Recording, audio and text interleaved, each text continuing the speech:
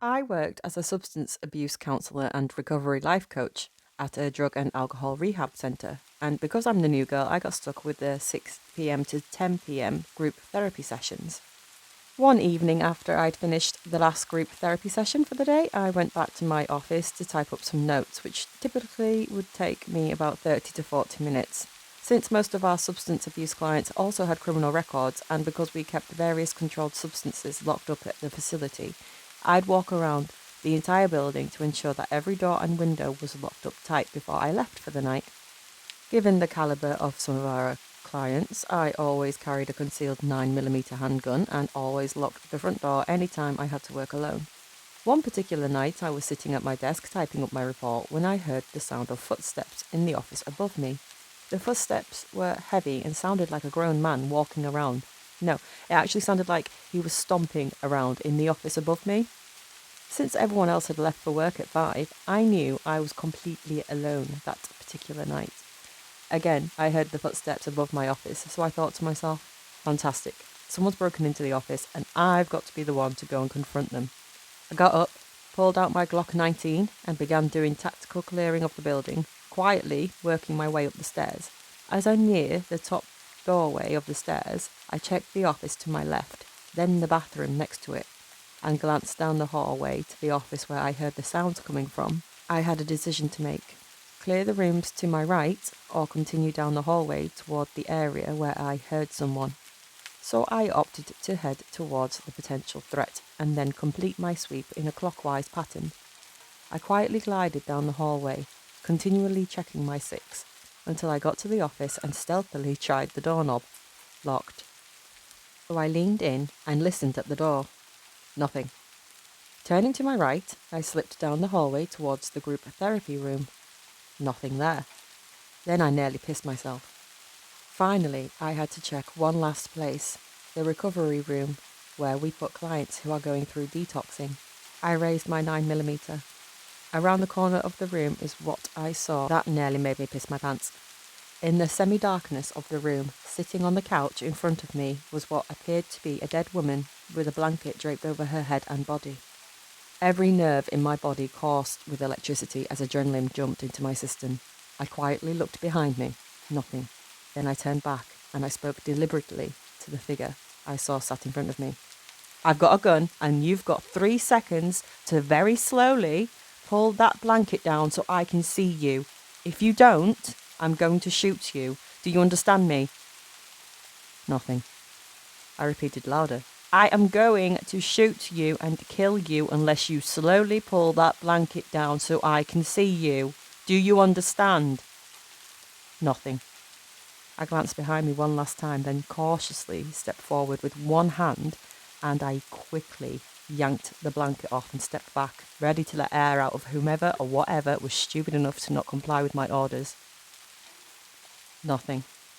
Absolutely nothing but a bunch of couch throw pillows someone had stacked up on top of each other and then casually threw a blanket over. With my heart racing, I checked behind me, then I hauled tail downstairs, packed up my stuff and got the hell out of there. The next day when I got back to the office, I casually mentioned what had happened to me to a few other employees, but they were all really unimpressed. Oh, you finally met one of our ghosts, huh? What? Ghosts in the plural? Yeah, there's an upper half of an old man. Some have seen sitting at a desk doing some office work. He never really bothers us, he just kind of freaks you out when you walk into your office and you see him. Don't worry about him, he's normal. When we see him, he just vanishes. Oh, and there's a little girl you can occasionally hear bouncing a ball. She runs up and down the hallway, upstairs as well. They recited this to me all nonchalantly, like it's no big deal. Just another day, right? Someone keeps sending me creepy gifts, and I've had enough. It all started one day when a bright red package appeared on my porch. The box had no name or return address, so it certainly didn't come through a postal system. Someone left you a gift, dear, my neighbour Keith shouted across the street as I picked up the box. Okay, cool, a present, I thought, feeling like a kid as I tore the present open. A small object surfaced. A small Ostheimer figure. The cherry-cheeked Bavarian girl wore a green cap and mittens, gazing gleefully towards the sky. The note around her neck read, thinking of you as always. Huh, must be from my grandma or my Aunt Sue, and probably forgot to sign their name. The gift was odd but sweet, but when I called them to thank them, neither of them knew anything about the gift. Ostheimer? My grandma said, confused. I don't like figurines, Aunt Sue said. Maybe a boyfriend bought it. I didn't have a boyfriend, and my exes wouldn't send me an Ostheimer. No way. So who sent it? I asked friends and other relatives, but nobody knew. So I sat the figurine on my counter and I forgot about it. But 2 days later, another package arrived. And once again I opened it, wading through more tissue until another Ostheimer appeared. A very pale schoolboy wearing a winter coat smiled, holding his arms out in a hugging gesture. I frowned, and like before, a note hung around his neck. Katerina, here's a partner for your Ostheimer friend. They remind me of us. No signature, no address, just 3 hearts scribbled after my name. And Katerina, no one calls me that. But my friends and family didn't send the gifts, so who did? I placed the new figurine beside the other one, but my curiosity grew as time passed. Soon the packages arrived daily, and I amassed quite a collection of animals and sea creatures. Oh my gosh, that's so weird, my friend Shelley said, eyeing the collection. They're like old people gifts. But why send these and not sign your name? You know? That's what I want to know. But the gifts took on a darker tone as the weeks passed, and an uneasy feeling washed over me. Something felt off, and I felt unseen eyes watching me as I opened the boxes each morning. Sometimes I'd see Keith working in his garden, but I didn't want to bother him with questions. The next day, a brown box appeared, but this one was plain. No bow, no festive wrapping paper, and inside was just an ugly doll. A muddy little blonde boy greeted me when I opened the box. The doll looked ancient and raggedy like a dog toy, and it had a sour smell. What is this thing, I wondered. This time the note read, Katerina, being ignored makes me feel as cruddy as this doll looks. Something isn't right here. The next day another box arrived, and inside was a cloth clown doll. Red cream streaked across its face like blood, and its eyes were gouged out as if someone had removed them with scissors or a knife. This time the note read, Does my sadness mean nothing to you? Goosebumps raced down my neck. What's with the creepy gifts now? And the next day another box arrived with another strange note. This is our life in a box. Inside was a polyphone, a disc-playing music box. The wood was well chipped and time-worn. When I opened it, an eerie nursery rhyme sounded, a music box version of Pop Goes the Weasel. The tune played for a moment, then ended with a chorus of maniacal laughter. It sounded like a mob of possessed demons. I snapped the box shut, and my heart raced. I just left it. But the gifts kept coming. The next day a delivery person from a rare flower company dropped off a bizarre floral arrangement. A dozen black orchids. You must be a very popular girl, the deliveryman joked as he delivered the flowers. These orchids are pretty rare. Someone paid a lot for them. I read the card. Dear Katerina, thinking of you and wishing you well. I called Shelley. Girl, you got a stalker, like stage 10. You need cameras. We drove to the store to buy cameras and then planted them in the bushes. We'd record the activity and play the footage in the morning. The cameras blended into the rocks, so the mysterious gift giver would never notice. The next day we played the recordings. Minutes turned to hours without activity. Then, just before dawn, a dark figure appeared on the porch. We didn't even see it approach. Zoom in, Shelley shouted. I zoomed in, doubling the image's size, then paused the video. Wait, who is that? I studied the figure, but it was an amorphous blob, blending into the darkness. I played the video for a second, then paused it when the figure stepped near the porch light, but we still couldn't see the person's face. Zoom in more, Shelley said. We kept zooming in until the figure came into focus. Suddenly, the person turned and faced the camera dead on. Shelley and I jumped back. Whoa, how did he see the camera? I shrugged, with my jaw dropped. Then, a man's face appeared, his features obscured by shadows, but a smile crawled across his lips as he waved at us, then dissolved into the night. Shelley and I exchanged looks. After that, I stopped opening the packages and threw away the unopened boxes. Soon they stopped coming, and I felt so much better, figuring that the debacle was over. Days later, I woke up to a strange phone call on the landline. Someone breathed into the phone. Then a man spoke. Don't ignore me, Katerina. Then the line went dead. But the calls continued, and I called the police, eager to know who was calling. The next day, an officer stopped by with news. It's strange, but all the calls traced back to the local graveyard.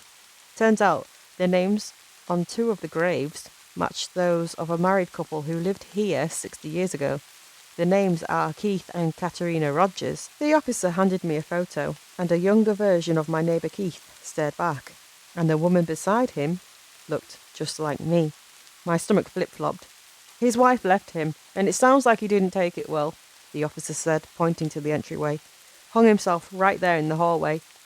I never saw Keith again after that, but I learnt that the house across the street had been unoccupied for years, and no one had seen Keith gardening all those mornings except me. Then one night, as I was drifting off to sleep, my cell phone dinged. The text read, "I didn't mean to scare you. You just look so much alike, and I just miss her."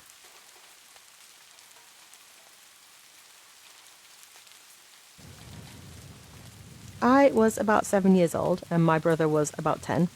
It was well past our bedtime when our mum woke us up off the sofa to put us in bed.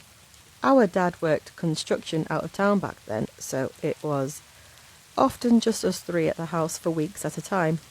Up the stairs and to the immediate right was our parents' bedroom. Going left put you in the middle of our hallway. Taking another left down that hallway led to my brother's room. The opposite end was my room, which was also across the hall from our upstairs bathroom. At either end of the hallway are windowed doors we always kept locked and rarely used. The door on my end led to a balcony overlooking our front yard, and the door on my brother's end opened up to our backyard porch. The house kind of leans into a small hill. My brother and mum both have a habit of waking up in the middle of the night to use the bathroom. I only know this because I was always a light sleeper and they just couldn't help flushing with the door wide open. This night, however, my brother stopped on his way to his room and came back towards the bathroom. I'm going to try pee before I go to bed. The past few nights I've been too afraid to walk to the bathroom. I keep seeing a man wearing stripes at the end of the hallway, he said. I don't know if my mum wrote it off as my brother telling ghost stories to try and scare me, or if she was already half asleep and didn't catch it, but she didn't react at all to my brother's confession. I, on the other hand, was terrified by it. The fear of seeing a ghost like that at the end of the hallway or through the windows is the reason I started running from the stairs to my bedroom at night. Years later, when I was about 18, my mum and I were having a conversation in the car about a dog that we had. We were sharing stories about Max's tendencies to destroy shoes and other unruly behaviours, when my mum blurted out, "Do you remember that time I opened the front door for the cops and Max ran inside to the kitchen and started tearing open that big bag of dog food we had?" This really caught me by surprise because in all the years I've lived in that house, we have never once called the cops. We're a gun-owning family in a quiet rural neighbourhood, so why would we need to? I asked her what she was talking about, and she looked equally surprised as if she had just revealed something by accident. "Oh, that's right. I never told you because you were too young at the time. One night I woke up hearing noises outside my window, and when I looked, I saw a man staring into my bedroom window." She went on to describe how turning on the lights had caused him to take off running and how she'd grabbed my dad's pistol before calling the cops. I can't remember all the details I gave them when they showed up, like tall white male, wearing a stripy shirt and jeans, short dark hair, something like that. They said it matched the description of a man that they were looking for in the area. It turns out he'd escaped from jail on a murder charge. Now, I know it sounds so obvious hearing these two stories together back to back, but it wasn't until a few years ago, when I was in my mid-20s, that I pieced together that my brother had unknowingly warned us about a murderer who spent multiple nights casing our home. My 5-year-old son wandered off into the woods behind our house. I thought he was in his room playing with Legos, but when I checked on him 30 minutes later, he was gone. After tearing the house apart looking for him, I noticed the back door was unlocked. "No, he ran out and someone's took him." I went catatonic. I called the police, my husband came home, and an all-out search began. When we looked at our security camera footage, it showed little Freddie simply walking across the backyard and wandering into the forest. Okay, so he's just lost. As long as we find him soon, everything will be okay.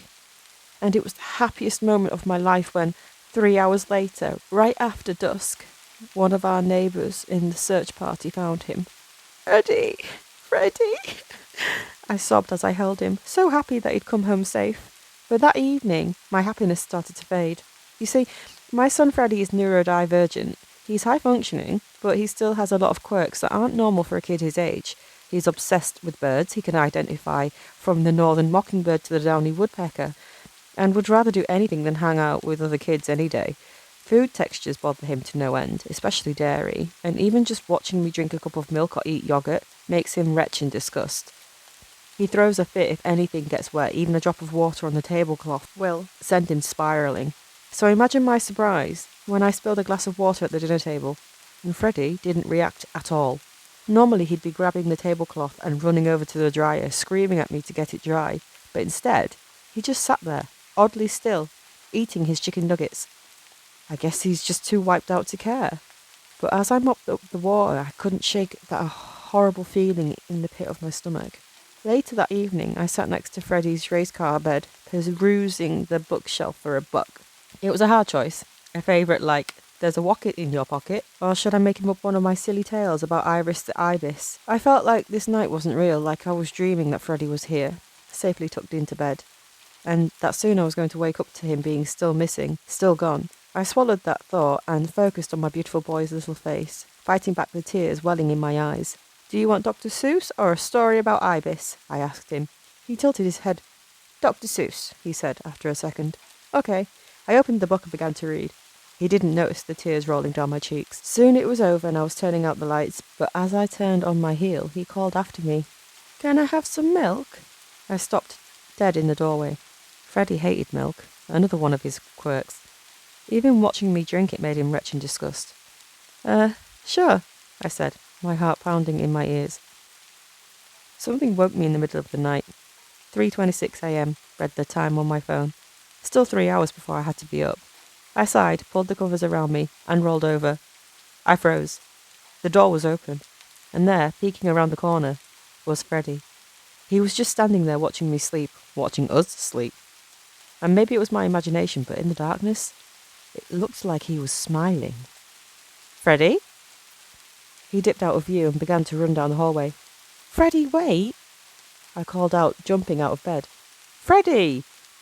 I ran out of the room just in time to see him disappear into his bedroom, but I couldn't breathe, couldn't move, because he'd been running down the hallway on all fours. I woke up before Freddie did, unable to shake the jittery feeling inside my stomach. I busied myself by mixing up some from-scratch pancake batter and dusting off our waffle maker. Freddie's safe. This calls for a special breakfast, I told myself.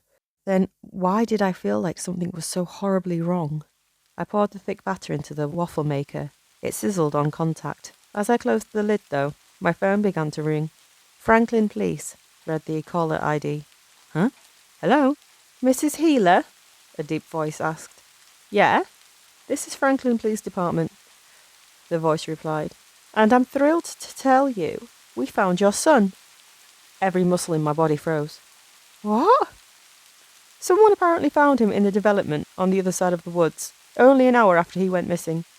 They've been trying to get into contact with us, but we only just got a hold of them now. He's here at the police station. Would you like to talk to him? I opened my mouth, but no sound came out. The phone was slippery in my sweat-covered hands. I don't understand, I said finally. A neighbour found Freddie last night? But you're saying Freddie's with you at the station? Before he could reply, I heard a soft footstep behind me. I whipped around to find Freddie was standing in the doorway of the kitchen, his ice blue eyes fixed on me. Mummy, he said softly. Who's on the phone?